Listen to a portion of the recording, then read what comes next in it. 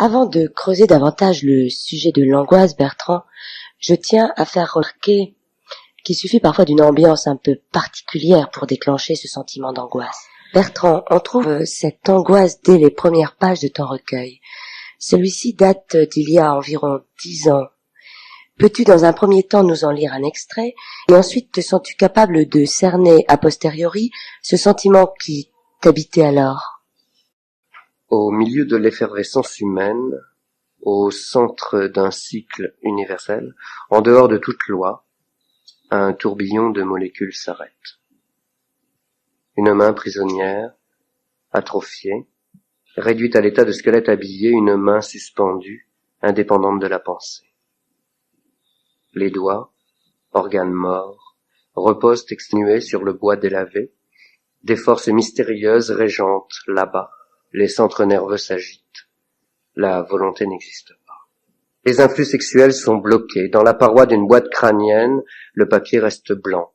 La parole est figée, inexistante. Plus de musique dans un désert sans vent. Les yeux révulsés sur la minute passée, les lèvres mutilées de lumière caverneuse, une paralysie subite. L'influx d'un serpent imaginaire, angoisse. J'ai écrit ce texte en 72, j'étais à Amiens. À cette époque-là, je faisais quelques petites choses, je participais avec quelques amis à la création d'une pièce de théâtre qui était Wojciech. Et nous avions pour habitude de nous retrouver le soir vers 10h, 10h30 dans un café, tous ensemble. Et puis après, chacun rentrait chez lui. Et de temps en temps, nous nous promenions dans les rues d'Amiens vers 11h30, minuit, 1h du matin, 2h du matin. Et c'est au cours de ces promenades que les textes sont venus, au fur et à mesure. L'automne, l'hiver, la pluie, Amiens sous la pluie, c'est quelque chose de très gai. J'imagine. Les murs suintants, le macadam ressemblant un petit peu à une sorte de piste glacée, et renvoyait notre propre image, mais complètement déformée. Une sorte d'image multipliée, comme ça, tremblotante, fragile. Des arbres nus, un ciel bas, comme les ciels de Somme. Et c'est au cours de ces promenades que j'ai commencé à écrire cette suite de textes. De plus, j'habitais à l'époque dans une petite chambre qui était au rez-de-chaussée, qui était lambrissée jusqu'à mi-hauteur, et qui n'avait qu'une seule fenêtre. Et cette fenêtre se trouvait tout à fait en haut du mur, et donnait sur la rue. Mais j'étais trop petit, moi je ne pouvais pas voir ce qui se passait sur la rue, parce que ma chambre était en contrebas par rapport au niveau de la rue. Alors c'était une sorte d'ancienne écurie qui avait été transformée en chambre. C'était minuscule, absolument minuscule. Et à certains moments, j'éprouvais, par moments, certaines frayeurs à vivre dans cette chambre. Et parallèlement, j'aimais beaucoup vivre dans cette chambre. C'était une sorte de contradiction. Et c'était aussi une jouissance, voilà, un petit peu l'appréhension du lieu. Et puis essayer de découvrir ce qui s'était passé dans ce lieu. Toujours une tendance chez les gens qui laissent leur imagination en toute liberté d'essayer de découvrir ce qui s'était passé à tel ou tel moment. Et donc, dans cette chambre, et dans les rues d'Amiens,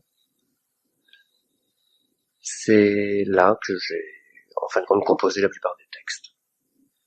C'est une époque un peu difficile, parce que d'abord, il y a des problèmes d'argent, en plus de ça, des problèmes de création, cette pièce, et puis toute la réflexion que l'on portait sur notre propre avenir, parce qu'on pensait aussi à l'avenir. Comme tous les gens qui essaient de créer quelque chose, de fait, on s'imagine un jour peut-être arriver à créer ce qui correspond exactement à ce qu'on désire. Et là, il y avait aussi toute une réflexion sur la vie que je menais, les gens que je connaissais, les rapports que j'avais avec eux, et en même temps, une sorte de regard un peu froid que je me forçais à avoir sur la foule, le jour. Parce que les promenades de nuit, c'est totalement différent. et le jour sentir cette foule qui se pressait, qui se compressait sur les trottoirs, dans les magasins, dans les bus, etc. était aussi angoissant que les promenades de nuit avec ce vide complet dans les rues, ce silence où le moindre bruit semblait amplifié. J'ai d'ailleurs, je m'excuse, je t'interromps, j'ai relevé un poème à ce sujet sur le monde extérieur. Je me suis posé une drôle de question. Alors le poème en question, c'est: enfouis dans le ciment des êtres, se regardent, se sentent, se cherchent, perdus dans les profondeurs marines de leur cerveau scellé. Et je me demandais si tu concevais un extérieur, quel qu'il soit, si tu ne vivais pas un peu dans une sorte de vide à cette époque. Oh, c'était pas du tout une sorte de vide. Le texte en question est lié à... Enfin, tous les textes, de fait, je crois, pour tous les écrivains, et pour tous les poètes, et pour tous les peintres aussi, ou les sculpteurs, c'est la même chose. C'est lié à un moment de ma vie où je connaissais quelqu'un là, dans la possibilité de voir la personne en question, et je considérais ces murs, enfin, une sorte de... Oui, ces murs, gris, tristes, comme des petites boîtes. Et du mur gris et triste couleur ciment, de là, je suis parti sur le cerveau couleur ciment. La cervelle qui est un blanc cassé tendant sur le gris. Bien, bon, alors il y a des couleurs qui se marient et qui amènent donc un mariage de mots, un mariage d'idées, d'images, de mouvements. Et dans le texte en question, c'est ça, c'est exactement ça, des gens enfermés dans des sortes de petites boîtes, et les petites boîtes sont eux-mêmes. Je veux dire que la couleur du mur déteint sur eux et qu'eux-mêmes deviennent des petites boîtes à l'infini, une sorte de cubes magiques qui s'imbriquent les uns dans les autres. Tu parles d'infini, là, si on parle d'infini, est-ce que ça ne peut pas aller jusqu'à l'inexistence de ces êtres? La mémoire. À partir du moment où nous avons droit à la mémoire, c'est quand même pas mal, une énorme richesse. Et à partir de cette mémoire, donc, nous avons droit à l'avenir, puisque nous créons à partir de la mémoire. Enfin, je sais pas, je dis peut-être des bêtises, mais enfin, c'est mon point de vue. Et donc, il n'y a pas d'inexistant. L'inexistant, quand faudrait-il le définir? Qu'est-ce que l'inexistant? Ce qui n'existe pas, mon Dieu. Ce qui n'existe pas, c'est ce qu'on n'a pas, peut-être, mais en réalité, on l'a puisqu'on l'imagine. D'accord. C'est un peu facile, mais c'est une proposition. Soit, mais cette sensation d'angoisse que je qualifie très partiellement de carcérale ne date pas d'hier. En effet, du Tedium vitae du poète latin Lucrèce à la nausée de Sartre, le dégoût de l'existence a fait les beaux jours de l'ennui de Pascal, de l'angoisse de Kierkegaard et du spleen de Baudelaire. Et bien d'autres. Et de bien d'autres. Alors tu m'as confié au cours d'une conversation téléphonique que Kierkegaard avait une certaine influence sur toi. Une influence à un moment donné. Non, je dis et de bien d'autres parce qu'en fin de compte, je pense à un metteur en scène. Je réponds pas tout de suite à ta question. Je pense à un metteur en scène qui est en même temps dessinateur, qui s'appelle Copy, qui est un type complètement fou. Et les petites bonnes femmes de Copy, tous les petits dessins de Copy expriment une angoisse. C'est vraiment fantastique parce que il arrive à l'exprimer à partir d'un texte qui est très simple, qui est écrit en très mauvais français, mi-accent espagnol, mi-mélange de verbiage, enfin je dirais bon russo-espagnol, enfin c'est un baragouinage assez marrant, et à partir d'un trait de plume extrêmement fin, très léger. Et c'est l'histoire, les trois quarts du temps, c'est l'histoire d'une dame avec une petite fille, et c'est le rapport de cette dame avec cette petite fille. Et de temps en temps, des rats apparaissent, et les dialogues se font, le dialogue se fait avec des rats, cette petite fille et cette dame, enfin je pense à un livre en particulier. Et tout tourne, mais d'une façon complètement délirante, à partir des problèmes très quotidiens de cette existence que l'on mène, et toute la réflexion de Copy est là-dessus. Bon, on existe, mais pourquoi? Pour qui? Un de ces bouquins qui s'appelle Maman, pourquoi j'ai pas une banane? Enfin, je veux dire, je trouve que c'est un titre magnifique. C'est vraiment un titre magnifique, ça. Voilà. Alors, pour en revenir à ce cher Søren Kierkegaard, c'est vrai que j'avais lu un petit bouquin qui est terrible d'une certaine façon, qui s'appelle Le Conseil de l'angoisse, et que je l'avais lu avec donc des yeux de jeunes étudiants, et qui m'avait frappé. Bon. Alors Kierkegaard, c'est quoi? On le dit, père de l'existentialisme. On va pas faire un cours de philo sur Kierkegaard, mais on dit que c'est lui qui a influencé les grands penseurs même de grands penseurs décriés comme Jean-Paul Sartre ou Jean-Paul Partre, comme on veut, ou Camus. Oui, Kierkegaard, c'est un homme du Nord, c'est un homme du Danemark, c'est un homme qui a sûrement été très influencé par la pensée religieuse de son père. Chrétien, il était chrétien, mais avec tout ce mépris qui existait à l'époque, enfin un mépris voilé, parce que c'était très grave de l'exprimer à haute voix, qui existait à l'époque pour les représentants du clergé. Alors Kierkegaard, oui, Kierkegaard c'est quelqu'un qui a essayé d'aller jusqu'au fond de ce qu'il pouvait être, mais qui au fond n'a fait qu'exprimer ce que ressentaient des tas de gens. Je pense à Gauguin, qui l'a exprimé à sa façon, avec une grande toile, d'où venons-nous, qui sommes-nous, où allons-nous. Je pense à Van Gogh, avec cette peinture fantastique, à partir du moment où il abandonne la facture classique. Donc la chaise de Gauguin, l'homme à l'oreille coupée, les autoportraits, etc. Bon, c'est vraiment magnifique, quoi. Et en même temps, Van Gogh qui va rechercher aussi dans la pensée orientale. Bon, Kierkegaard, l'homme du Nord, l'homme qui va se mettre à réfléchir tout d'un coup sur ce qu'il est, sur ce qu'est sa vie, ce que sont les rencontres qu'il a eues. L'homme qui va se séparer, qui va rompre ses fiançailles, non pas parce qu'il n'aime plus la personne avec qui il est, pas du tout, mais pour en faire un mythe, pour en faire le mythe de la fiancée. Et cette femme sera connue dans l'histoire, non pas comme l'épouse de son futur mari, qui est un monsieur Schlegel, je ne me souviens plus très bien, mais elle va rester dans l'histoire comme la fiancée de Kierkegaard. Elle va être reconnue comme ça. Et Kierkegaard la crée. Je veux dire, s'il n'y avait pas eu la rupture des fiançailles, s'il n'y avait pas eu l'écriture de Kierkegaard, il n'y aurait pas eu l'existence dans l'histoire de cette personne. Et Kierkegaard qui va se poser la question de savoir quelle est, en fin de compte, sa fonction sur Terre, quelle philosophie de vie il doit avoir, purement et simplement. Alors là, le regard du philosophe, avec toute la distance voulue, l'essai d'interprétation de la culture existante, la reprise de mythes. À partir de là, Kierkegaard définit 3 mouvements dans la vie, en gros. 3 phases. Alors la phase de l'esthétique, la phase de l'éthique et la phase religieuse. Puis, avec ces 3 phases, l'homme s'accomplit en tant qu'être actif. Alors, le problème de la subjectivité pour Kierkegaard, et cette subjectivité qu'il prône comme étant l'affirmation d'une liberté, mais paradoxe, il va aussi opposer à cette affirmation de la liberté la transcendance qui est Dieu. Bon, ça ne me concernait moins parce que ma position personnelle vis-à-vis de problèmes gnostiques, déistes, j'étais un peu plus, il y avait une plus grande distance par rapport à ça. Mais les 2 premières parties, qui étaient les problèmes de l'esthétique et les problèmes de l'éthique, sont très importantes. Avec des mythes comme le juif errant, donc le territoire qui ne vous appartient pas, vous traversez des suites de territoires, des villes, des pays, mais vous n'êtes jamais chez vous, et vous vivez avec le souvenir de ce que vous avez connu. Donc la question, pourquoi ne me suis-je pas arrêté à ce moment-là? Mais je me suis pas arrêté parce que peut-être y a-t-il un ailleurs, encore mieux. Le problème de Faust, le savoir, le pari avec le diable,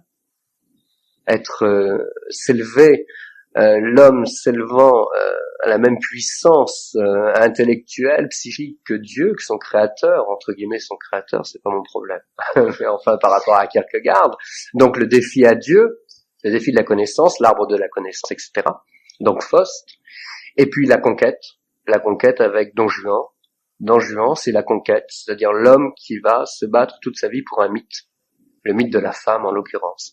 Donc la conquête des femmes, de tas de femmes, au nom d'un mythe de la femme idéale, mais aussi, bon, si on replace l'histoire de Don Juan sur un plan historique, c'est le baroque en littérature, c'est d'une certaine façon, Don Juan est le dernier pro-chevalier qui ne peut plus se battre contre autre chose que contre des femmes.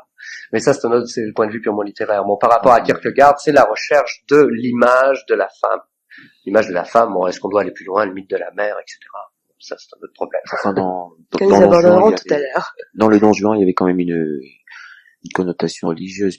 Il se Ah, bat le non commandeur, seulement, le oui, commandeur à la le fin, mais attention, commandeur. le commandeur apparaît pourquoi? Le problème, c'est de savoir pourquoi. Le dîner de Pierre, hein, c'est ça. Oui, Le oui. dîner de Pierre. Pourquoi? Parce que Don Juan est un rationaliste. Il est un rationaliste dans un siècle qui est le siècle de Descartes. Mais attention, quelle prudence, attention à la puissance de l'Église, attention à tout ça. Oui. Et le problème de Kierkegaard, c'est ça dans l'esthétisme. C'est est-ce que l'esthétisme est le dernier point? Or, en réalité, c'est pas vrai, puisqu'il continue, il arrive à l'éthique. À l'éthique, donc l'éthique, quel choix faire par rapport à Don Juan, quel choix faire? C'est-à-dire le bien, le mal. Où est le bien, où est le mal? On retrouvera le même problème avec Nietzsche. Alors, Kierkegaard dit, purement et simplement, le bien et le mal, bon, deux pôles, nous devons nous trouver au-dessus de ces deux pôles. Mais parallèlement, il y a l'homme, de fait, se retrouve coincé par ces deux pôles. C'est le paradoxe, c'est toujours le paradoxe, c'est toujours la contradiction, Avec son idée de péché. tout le temps. Et là, à partir donc de l'éthique, il tombe dans le religieux. Et c'est le religieux qui le sort, d'une certaine façon. Mais toi, tu n'avais pas cette idée religieuse. Ah, moi, j'avais pas, dans le sens de Kierkegaard, pas du tout. Non. Il y a peut-être, disons que c'est l'éthique qui serait peut-être transcendée. C'est-à-dire que c'est l'homme qui lui-même arriverait à s'atteindre. Enfin, je veux dire, bon, on va pas tomber dans par-delà le bien et le mal ou dans Zarathustra de Nietzsche. Non, le problème n'est pas là, mais c'est à l'homme à se construire lui-même. Dieu, après tout, Dieu, c'est une projection de notre imagination. Donc tu serais plus proche de Sartre quand même que de Kierkegaard. Ah, Sartre, c'est un autre problème, Sartre. Sartre, c'est un autre problème. Je veux dire, il y a pas que Sartre. Bon, l'existentialisme athée de Sartre, oui, bon, bah, c'est l'homme devant agir, étant obligé d'agir dans le quotidien par rapport à ce qu'il est. Donc, se trouvant dans l'obligation de faire ce double constat, c'est-à-dire le regard soi-même, le jeu de glace, ce qu'on est, qui on est, en fonction de pas, dans quel milieu, etc. Bon, on va retomber au problème marxiste, on va retomber dans la psychanalyse, on va retomber dans tout ça. La recherche de ce qu'on est. Je veux dire, on a tout depuis que l'homme est l'homme, c'est vraiment les questions qu'il se pose tout le temps. Et qu'est-ce qu'il fait? Qu'est-ce qu'il fait de sa vie? Parce que le problème est là. Qu'est-ce qu'il fait de sa vie? Qu'est-ce qu'il fait de sa vie par rapport à l'univers? Que va-t-il devenir? Il meurt, mais après tout, est-il réellement mort? Je veux dire, qu'était-il avant? Bon, atome, pendant atome plus ou moins organisé, après atome encore d'une autre façon. Je veux dire, bon, il y a toute une évolution. À la limite, nous sommes immortels, quoi. Eh bien, pour détendre quelque peu cette atmosphère angoissante, je vous propose d'écouter tour à tour Bertrand vous raconter l'angoisse poussée à l'extrême, jusqu'à l'humour à travers Jarry. Bertrand, nous t'écoutons. Alors, le texte, c'est un texte de mon camarade Alfred Jarry, que j'ai bien connu, et qui s'amusait à tirer des coups de revolver en l'air lorsque les représentations théâtrales ne lui plaisaient pas du tout. Et c'est un type très sympathique pour ça. Je veux dire, au moins, il exprimait directement. Au lieu de crier « remboursez, remboursez », il sortait son revolver et menaçait les comédiens de son revolver. C'est très sympathique. D'autre part, c'est un homme amusant, mais enfin, on verra ça plus tard. Alors, la passion considérée comme une course de côte. Barabbas engagé déclara forfait. Le starter pilote, tirant son chronomètre à eau ou clepsydre, ce qui lui mouilla les mains, à moins qu'il n'eût simplement craché dedans, donna le départ. Jésus démarra à toute allure. En ce temps-là, l'usage était, selon le bon rédacteur sportif Saint-Mathieu, de flageller au départ les sprinters cyclistes, comme font les cochers à leur hippomoteur. Le fouet est à la fois un stimulant et un message hygiénique. Donc Jésus, très en forme, démarra. Mais l'accident de pneu arriva tout de suite. Un semis d'épines cribla tout le pourtour de sa roue d'avant. On voit de nos jours la ressemblance exacte de cette véritable couronne d'épines aux devantures des fabricants de cycles, comme réclame des pneus increvables. Celui de Jésus, un single tube de piste ordinaire, ne l'était pas. Les deux larrons, qui s'entendaient comme en foire, prirent de l'avance. Il est faux qu'il y ait eu des clous. Les trois figurés dans des images sont des démonte-pneus dits 1 minute. Mais il convient que nous relations préalablement les pelles. Et d'abord, décrivons en quelque sorte la machine. Le cadre est d'invention relativement récente. C'est en 1890 que l'on vit les premières bicyclettes à cadre. Auparavant, le corps de la machine se composait de 2 tubes brasés perpendiculairement l'un sur l'autre. C'est ce qu'on appelait la bicyclette à corps droit ou croix. Donc Jésus, après l'accident de pneumatique, monta la côte à pied, prenant sur son épaule son cadre, ou si l'on veut sa croix.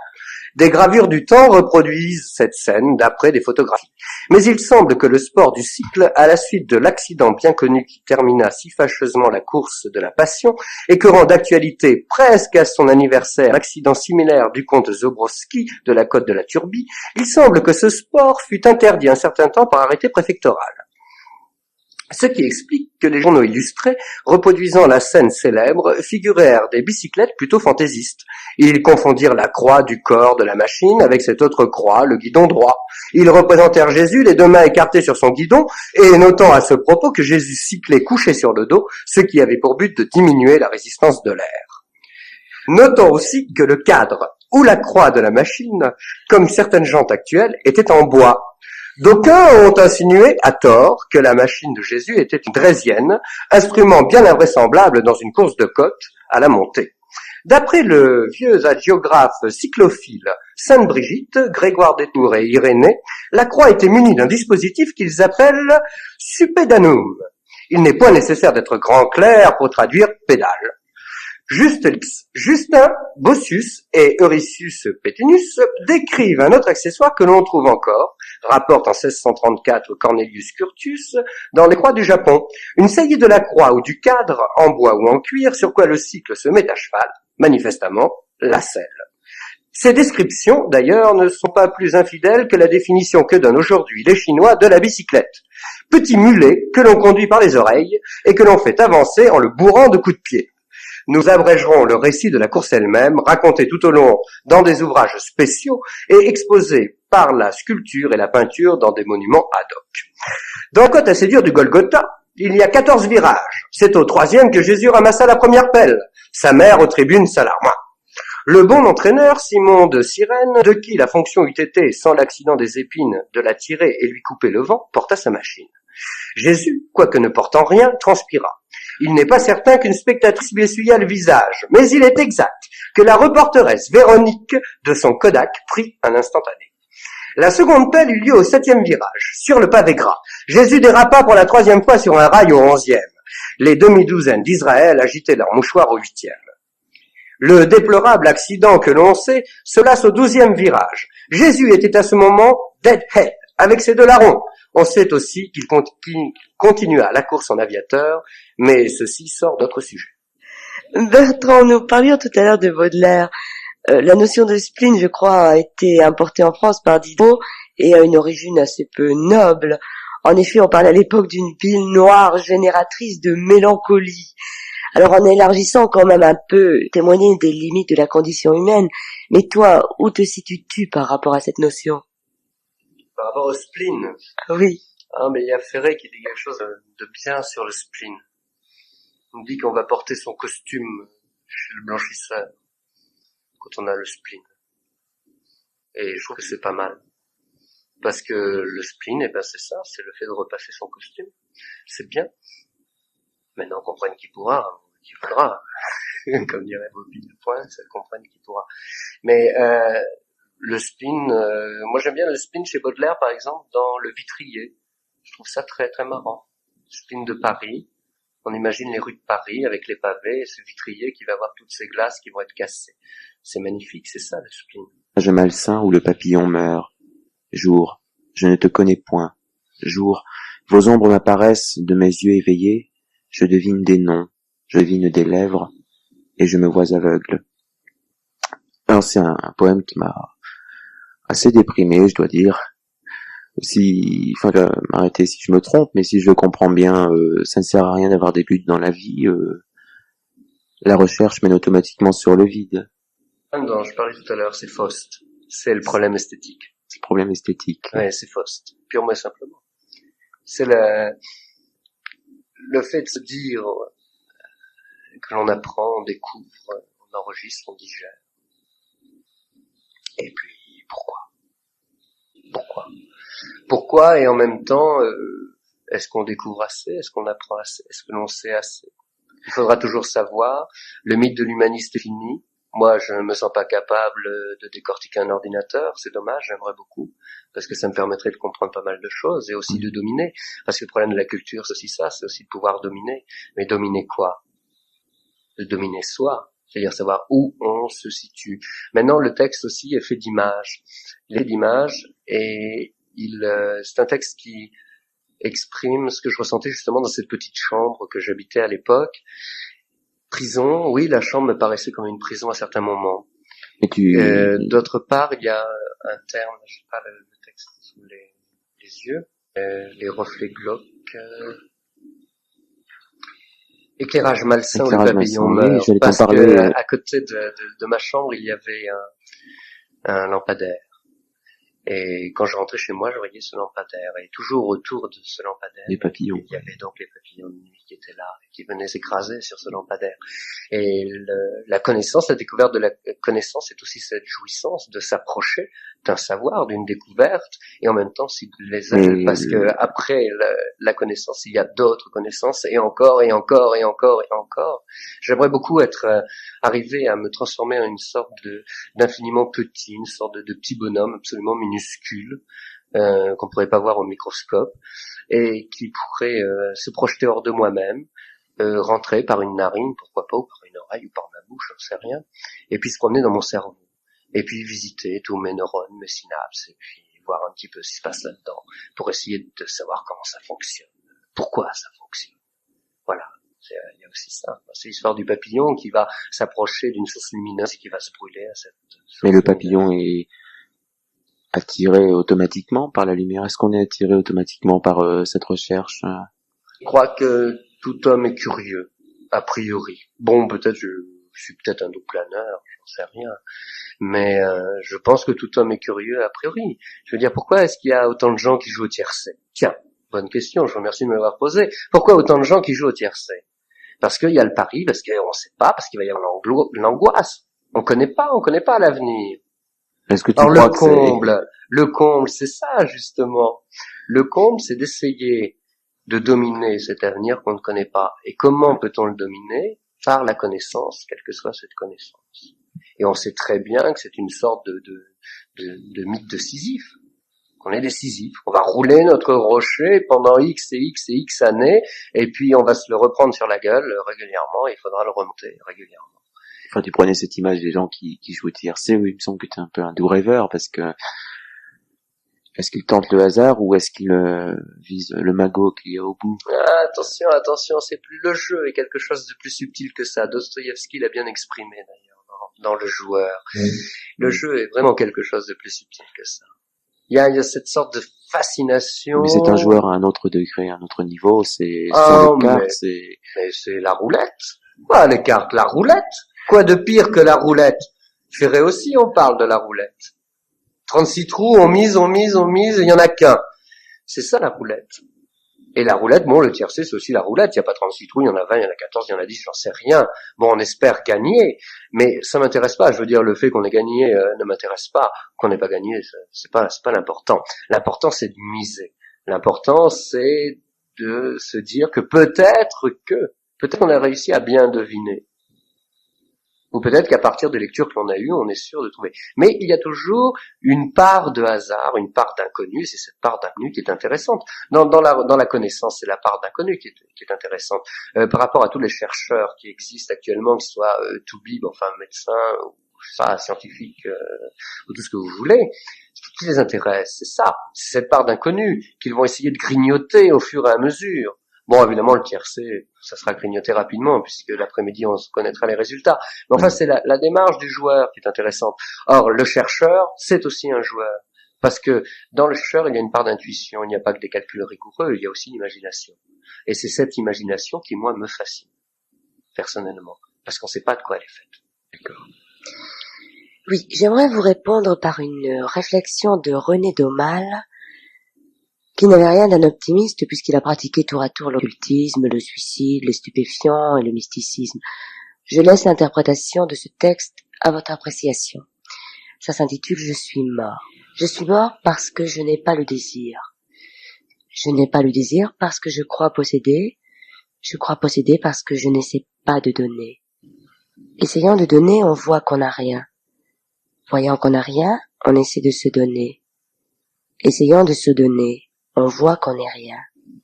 Voyant qu'on n'est rien, on désire devenir. Désirant devenir, on vit. Pour un esprit cartésien, le sentiment de l'angoisse peut passer pour une anomalie, la recherche d'un refuge par rapport à la réalité ambiante. N'y a-t-il pas dans ce que tu as écrit un blocage vis-à-vis des autres ou peut-être pour aller plus loin, un blocage vis-à-vis de toi-même? Alors pour un esprit cartésien, si l'angoisse est une sorte de distorsion de la nature humaine, c'est que l'esprit n'est pas cartésien. Parce que si l'esprit était cartésien, au sens propre du terme, il ne se poserait pas ce genre de questions. Puisque le problème de Descartes était celui-ci. Oui. C'est bien celui-ci. C'est bien parce que lui éprouvait un certain nombre d'angoisses par rapport à ce qu'il vivait, Oui. qu'il a écrit le discours de la méthode pour essayer justement de créer une sorte de protection vis-à-vis du drame émotionnel, purement et simplement. Je crois qu'il faut aussi comprendre ça comme ça. Bon, il faut voir que Descartes a été récupéré aussi par une société qui était la société bourgeoise, qui était en pleine évolution économique et qui s'apprêtait à prendre le pouvoir. Mais c'est transformé complètement Descartes aussi. On se sert d'un discours, on le sort de son contexte, on le sort de son contexte historique et on applique une méthode. Je veux dire, bon, c'est très bien, mais c'est comme si on prenait actuellement le point de vue marxiste sur un plan purement économique et qu'on l'appliquait sans tenir compte de la réalité du commerce international. Un gros pas, là. Non, mais si, parce que Descartes, qu'on le veuille ou non, d'une certaine façon, c'est lui qui, de fait, va permettre à une classe sociale d'évoluer, de prendre le pouvoir. Parce que cette classe sociale va faire abstraction de ses réactions au nom d'une rentabilité de l'influence, d'une certaine façon. Oui, tu nous disais tout à l'heure, on écrit quelque chose et on le divulgue un peu au hasard. Bon, c'est peut-être ce qui est arrivé justement à Descartes. Il a écrit ça, ça a été récupéré évidemment. C'est le problème de la lecture. C'est le problème de la lecture. Bon, Descartes donne une méthode. Bon, entre autres, puisque tout le monde parle du discours de la méthode. Je veux dire, c'est ce qui est le plus connu de Descartes. Il donne une méthode. Mais je veux dire, Hegel aussi va exprimer une pensée. Nietzsche va exprimer une pensée. Regardez ce qui est devenu la pensée nietzschéenne. Elle va donner naissance au national-socialisme. Je pense pas, ayant lu quelque peu Nietzsche, que Nietzsche devait donner naissance au national-socialisme. C'est vraiment transformer complètement une pensée, de fait. Prendre ce qui est dans ses intérêts. Mais bien sûr. Oui. Bon, il y a un petit bonhomme qui avait une petite moustache qui s'appelait Hitler, qui a écrit Mein Kampf. Il y a encore des gens aujourd'hui qui lisent Mein Kampf et qui s'en servent. Maintenant, est-ce qu'ils transforment le texte écrit par Hitler ou pas? Il faut leur demander. Moi, je sais pas, j'avoue l'avoir jamais lu Mein Kampf, c'est peut-être une erreur. C'est difficilement transformable. J'en sais rien. Mais le problème, c'est ça. Je veux dire, vous donnez vous prenez la Bible. Hein. La Bible. Waf waf. Qui a écrit la Bible? Bertrand, tu veux bien qu'on en revienne au recueil, s'il te plaît? Il n'y a quand même pas un phénomène d'introversion? D'intro quoi? Version. Version. Qu'est-ce que ça veut dire, version?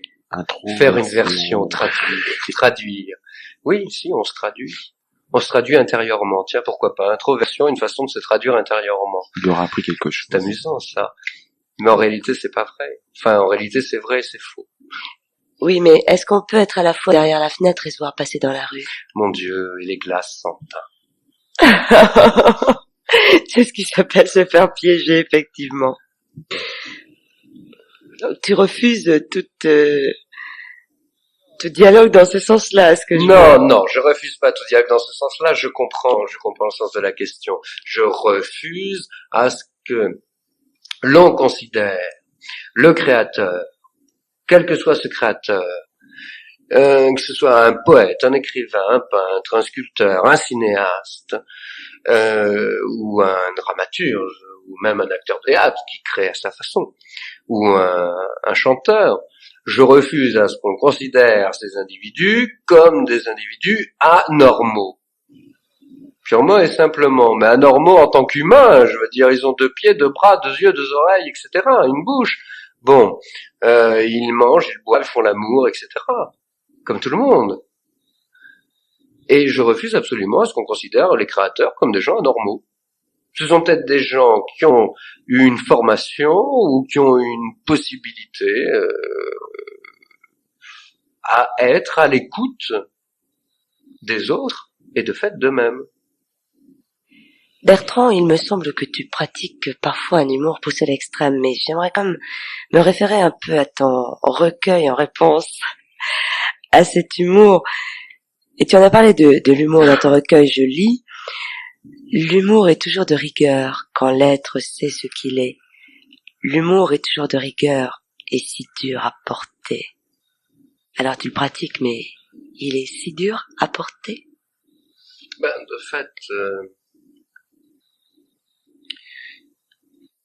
De fait, l'humour est une charge affective. C'est une charge affective qui est transformée. On essaie de transformer, à laquelle on essaie de mettre une distance. Mais quelle plus belle galipette ou pirouette que de répondre par une boutade à une question qui peut vous gêner. Est-ce que la boutade supprime le problème? Est-ce que la boutade supprime le problème? Je ne sais pas si elle le supprime, en tout cas, elle permet de le faire passer. À part cet humour, tu parles aussi de la mort dans un de tes poèmes, qui dit, je ne sais plus, je le retrouve plus, je n'ai pas le texte. Enfin, que tu parles de ton calme, tu parles de l'affolement réel, et avec au bout la mort. L'affolement réel que je dis illusoire, mon calme permanent que l'on clame chimérique, avec au bout la mort. Oui. Qu'est-ce qui te donne le droit de parler de la mort avec de telles idées, puisqu'on n'aboutit à rien finalement. On peut toujours rechercher, on n'aboutit à rien, on ne sait rien. Est-ce qu'on sait ce que c'est que la mort? Pourquoi employer le terme de mort? Tu me l'as dit d'ailleurs tout à l'heure. Qu'est-ce que la mort? Est-ce qu'on meurt vraiment? Pourquoi employer le terme de mort? Parce que c'est un mot qui recouvre l'inconnu. Purement et simplement. Je veux dire que c'est le mot qui est employé habituellement pour définir quelqu'un qui ne vit plus. Quelqu'un qui ne vit plus, on dit il est mort. Oui. Alors peut-être faudrait faire des recherches étymologiques pour savoir exactement le sens de mort. Je lance un appel aux latinistes, entre autres, qui nous téléphonent. Mais la mort peut être une mort purement psychique. Enfin, il y a une chose qui m'a intéressé, c'est que dernièrement, on a considéré que quelqu'un était mort, qu'avant quelqu'un était mort quand le cœur ne battait plus. Là maintenant, c'est quand le cerveau ne fonctionne plus. C'est quand même très important. Ça prouve que l'on vit dans une société où l'on considère le cœur comme un muscle, un organe qui peut très bien cesser de fonctionner, mais qui n'empêche pas un fonctionnement psychique. C'est quand même bizarre. Et ce qui est amusant aussi, c'est que le cerveau peut très bien continuer à fonctionner pendant un laps de temps très court, mais il n'exprime plus rien. Je veux dire, qu'est-ce qu'il va y avoir? Un influx électrique qui va s'exprimer. Peut-être une angoisse. Mais la dernière angoisse dans un influx électrique, dans une sorte d'explosion chimique qui va se passer, ça peut être assez amusant. Non, la mort, j'emploie le mot mort parce que c'est un mot qui a une charge affective énorme. Énorme. Oui. La façon dont la mort était perçue au Moyen-Âge, la façon dont elle est perçue aujourd'hui, quel fossé. Et la mort, c'est aussi le fait qu'un être ne parle plus. C'est un silence. Mais est-ce que ce silence est réellement silencieux? C'est ça aussi. Donc tu aurais dû peut-être terminer ton poème par un point d'interrogation. Avec au bout la mort. Pour moi, au bout la mort. Parce que une fois que je serai mort, et ça m'arrivera, je pourrai plus raconter mes bêtises. Et alors, ça sera vraiment dramatique, parce que quand on est narcissique à ce point, ne plus pouvoir s'entendre dire des bêtises, c'est horrible. Oui. Encore une fois, l'humour est venu à la rescousse. Exactement. Si tu permets, Bertrand, je vais lire un court extrait de ton recueil. J'ai une petite question très simple à te poser à ce propos. Alors, voilà cet extrait.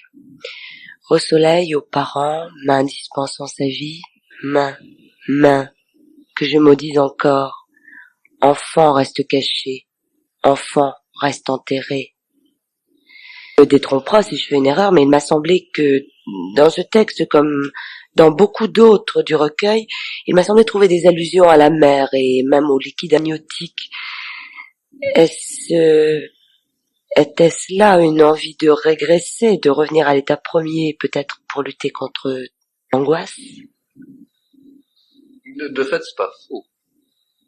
C'est pas faux, c'est vrai que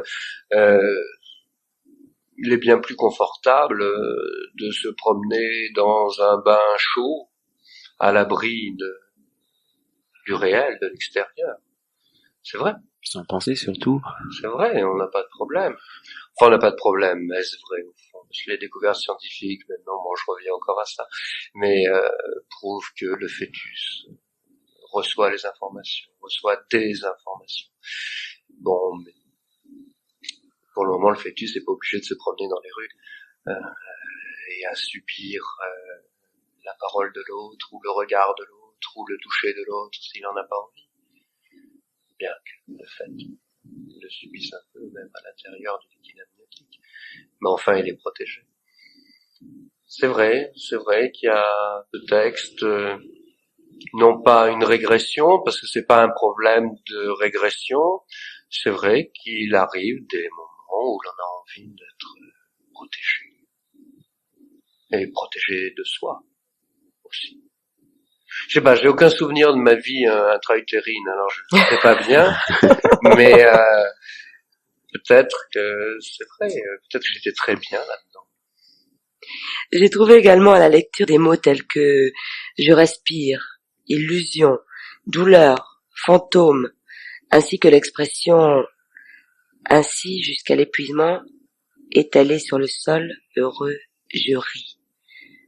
Je sais qu'il est dangereux d'extraire des mots de leur contexte, mais est-ce que ces mots ne traduisent pas qu'il existait une révolte de ta part, une insoumission à cette angoisse?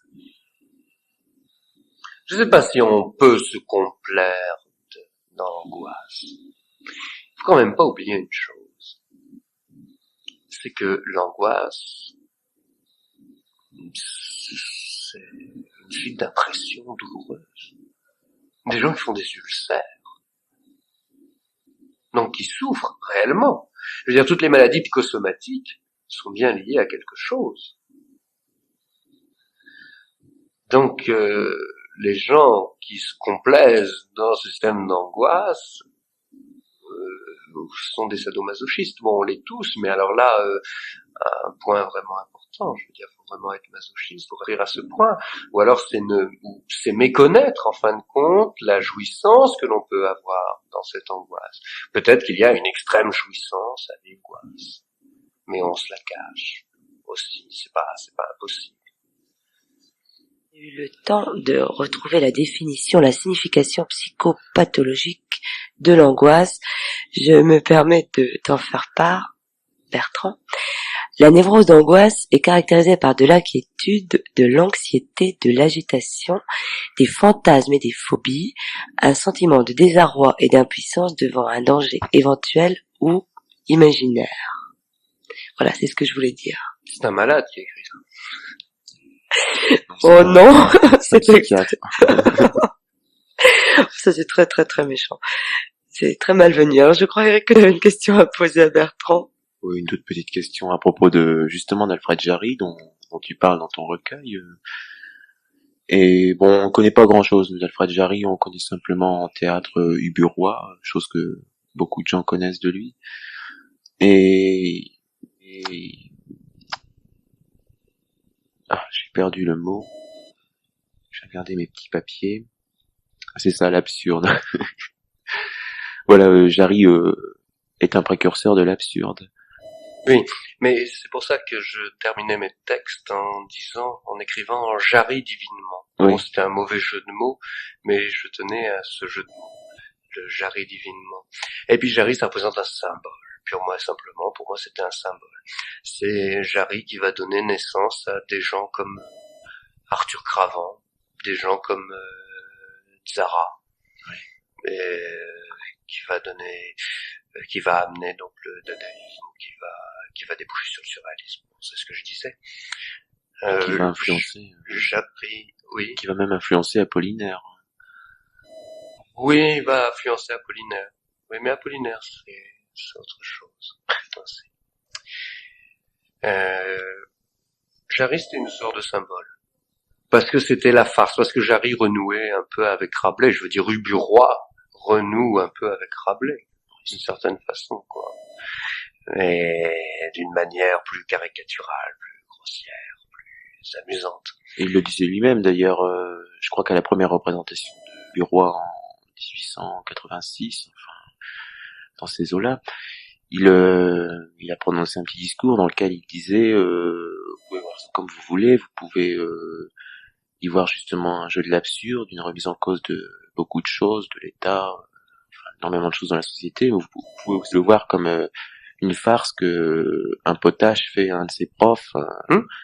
C'est ça, moi ça m'a fait penser, Jarry me fait penser au petit court-métrage qui a été fait par des surréalistes, par Picabia entre autres, qui était Entracte. Entracte, c'est quelque chose de délirant, qui dure, je sais pas, moi ça dure comme 10 minutes à tout casser, je crois, et vraiment c'est fou, où toutes les valeurs sont bafouées, sont remises en cause, où on voit des gens qui suivent un corbillard, et puis tout d'un coup on se rend compte que les couronnes qui sont sur le corbillard sont des couronnes de pain, parce que les gens sont en train de manger les couronnes, enfin bon, il y a tout ça, c'est complètement fou, et moi c'est cet esprit-là qui me fascine assez, avec de l'humour. Si on pense à Lautréamont, au texte de Lautréamont, bon, Lautréamont va finir dans sa chambre d'hôtel. On sait pas s'il s'est suicidé. Enfin, on pense qu'il s'est suicidé. Et il y a des gens comme Arthur Cravant qui va disparaître avec en laissant derrière lui une correspondance un peu bizarre. Et il y a des gens comme Jacques Vacher. Je crois que c'est Jacques Vacher qui se promenait pendant la 14-18 entre les tranchées allemandes et les tranchées ou anglaises, oui, c'est ça. Et il avait, bon, c'était pas les tranchées françaises à ce moment-là, c'était une partie des tranchées qui étaient anglaises, et il avait une moitié d'uniforme allemand et une moitié d'uniforme anglais. Enfin, je veux dire, il s'amusait à peindre entre deux tranchées.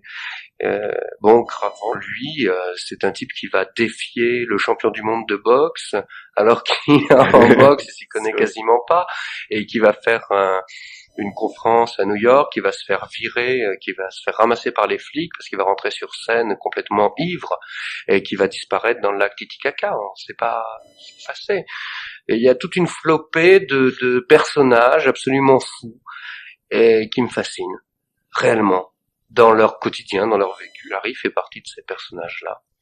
Qu'est-ce que tu vois dans cette folie Oh, il y a un défi, c'est un défi. Leur vie n'est qu'un défi. C'est un défi assez épuisant quand même. Mais c'est un défi vis-à-vis d'eux-mêmes, c'est un défi vis-à-vis d'une société qu'ils vomissent. Oui. Purement et simplement.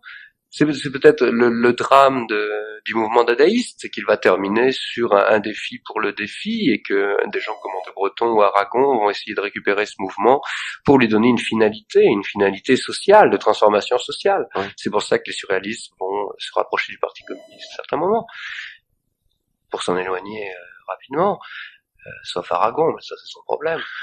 Et voilà, bon, ces gens-là me fascinent. Je veux dire, bon, si on voit aujourd'hui le mouvement punk, par exemple, je connais pas beaucoup le mouvement punk, mais le mouvement punk qui vient en réaction à à une génération, la génération de 68, par exemple. Oui. Enfin, la génération qui a fait 68. Pourquoi? Parce que ce sont des gens qui se sont retrouvés pour des raisons historiques à remettre en cause un système, et qui aujourd'hui sont de fait dans le système, même avec leurs idées, même si qui n'ont pas des idées tellement en dehors du système quand même. Quoi? Le mouvement punk ne prêche pas tellement des idées contre le système et contre certains. Je pense une révolte à l'état brut. Bon, par rapport au monde du disque, entre autres. Moi, je vois aujourd'hui Sur le plan pictural, hein, sur le plan des arts plastiques, actuellement, le mouvement en vogue, c'est le bad painting. Qu'est-ce que c'est le bad painting? Bad painting, ça veut dire la mauvaise peinture. Oui. Mauvaise peinture, on va présenter quoi, comment, n'importe quoi. Bon, moi, je veux bien. Pas. Et alors, comment expliquer le bad painting? En réaction contre l'hyperréalisme. Purement et simplement. Voilà. Et l'hyperréalisme, c'est quoi? C'est être une réaction contre ceci ou cela. Bon. Alors ça m'amuse parce que dans certaines régions de France, on en est resté encore à être scandalisé par l'art abstrait qui est né aux environs 1905. Puis bon, c'est tout. Je veux dire, c'est amusant, c'est drôle tout ça. Parce que même dans Jarry, c'est l'absurde pour l'absurde, sans... Non, ce que j'aime, ce sont les gens, ces hommes qui sont C'est le allés personnage. jusqu'au bout de ce qu'ils pensaient, et jusqu'au bout sans mettre en cause, sans faire tuer des milliers de gens. Enfin, je veux dire, bon, il y a des mégalos qui vont s'amuser à déclarer de guerre. Là, au moins, c'était des mégalos qui s'amusaient à faire rire les gens ou à se mettre eux-mêmes en danger, mais c'est tout. Enfin, c'est une guerre contre eux-mêmes aussi. Le Jarry, une vie assez épuisante. Ah oui, Un mais des Jarry dira à son toubib, alors en fin de compte, docteur, je meurs en bonne santé. Mais oui, mais c'est vrai. Mais seulement, on est libre de faire ce qu'on veut de sa vie. On est libre d'écrire, on est libre de peindre, on est libre de dire merde si on a envie de dire merde. Maintenant, il faut l'assumer. Ou merdre, comme j'arrive. Ou merdre. Purement et simplement. Bon, pour changer de registre, tu m'as demandé lors d'un récent entretien de bien vouloir passer le deuxième mouvement de la 5e symphonie de Mahler. Alors que t'inspire ce compositeur aux 10 symphonies et qui a trouvé à titre posthume une merveilleuse interprète dans la personne de Catherine Ferrier? Gustav Mahler, c'est un compositeur qui a une certaine reconnaissance à son époque, mais qui était texté de post-wagnérien. Alors évidemment, il y avait Wagner derrière, le grand génie Wagner, bon, récupéré malheureusement d'une certaine façon. Le grand génie, de fait, avec un caractère horrible. Je veux dire, sur le plan humain, c'était un homme horrible, d'une certaine façon. Et peut-être parce qu'il avait conscience de son génie, ça c'est un autre problème. C'est aussi une crapule, parce qu'il a fait des tas de trucs à Litz. Mais enfin, ça c'est aussi un autre problème. Bon, Gustav Mahler, lui, c'est autre chose. J'ai pris Gustav Mahler parce que j'avais vu un film et qui m'avait beaucoup touché. C'était un film de Visconti qui s'appelait La mort à Venise, qui était tiré d'une nouvelle de Thomas Mann. Et le personnage dans cette nouvelle de Mort à Venise, qui s'appelait Aschenbach, tombait fasciné, tombait amoureux d'une beauté, et cette beauté était représentée par un adolescent qui s'appelait Tadzio. Ça se passe en Italie, au moment où il y a le choléra. Et Aschenbach, le héros de cette nouvelle, va rester donc en Italie, va mourir du choléra parce qu'il ne veut pas sacrifier à la beauté. Enfin, je veux dire plus exactement parce qu'il se sacrifie à la beauté. Oui. Voilà. Et dans ce film, Visconti a mis une illustration musicale des extraits de la musique de Gustav Mahler. Et on ne sait pas très bien si, en fin de compte, Thomas Mann n'a pas pensé à Gustav Mahler, entre autres, comme compositeur quand il a écrit sa nouvelle. On ne connaît pas très bien la vie de Mahler. Bon, Ken Russell en a fait un film complètement délirant de la vie de Mahler. Et ce qui m'importait, c'était cette musique qui soutenait vraiment ce que voulait exprimer Visconti. On connaît Visconti. Visconti était homosexuel. Il était fasciné par la beauté. On l'a aussi critiqué parce qu'on disait le cinéma de Visconti, c'est le cinéma des antiquaires, parce que il y avait le détail de la mise en scène qui était vraiment bien fait, une mise en scène magnifique. Et ce film, à mes yeux, est très beau, vraiment très beau. Ce regard de cet homme de 70 et quelques années sur la beauté représentée par la jeunesse qui était Tadzio, eh bien, c'est pour ça que j'écoute Mahler, Gustav Mahler entre autres. Et tu nous as également demandé de passer un morceau de Nougaro.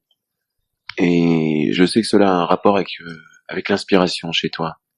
Oui, alors j'ai demandé de passer Nougaro parce que Nougaro, c'est le poète. Enfin, c'est un chanteur en même temps un poète. Nougaro, c'est celui qui va jouer avec les mots, avec les syllabes, avec les allitérations, etc. Et j'aime beaucoup ce poète. Je le considère comme un poète. Il a été très influencé d'ailleurs par Audiberti. Entre autres, il en parle souvent. Et j'aime aussi le son rocailleux de sa voix, parce que ça fait partie des origines occitanes, et des origines que je ne renie absolument pas. Et donc, dans ces origines occitanes, il y a le roulement de galets, de la voix de Nougaro, que j'aime beaucoup, et les chuintements aussi. Et dans un de ses disques, enfin, il parle d'un quelqu'un qui fume une sèche sur le seuil du chat qui pêche. J'aime beaucoup ce genre de... Voilà. Pourquoi Nougaro? Quand je rentre de mes promenades et me retrouve dans ma chambre, je m'assieds. Là, à l'affût de l'événement, j'écoute. Soudain, je me mords, m'attrape un bras, une jambe, mon nez ou une oreille, roule sur moi-même, tombe, me retourne, me plie, me casse, ainsi jusqu'à épuisement. Étalé sur le sol, heureux, je ris. Forcé de sortir de jour, je remarquai avec joie qu'il ne fabriquait plus de prototype de ma série. Je ris. Bertrand, une dernière question, peut-être la plus difficile, un test en quelque sorte. Te considères-tu comme un poète? Si j'étais poète, je serais ivrogneux. Boris Vian,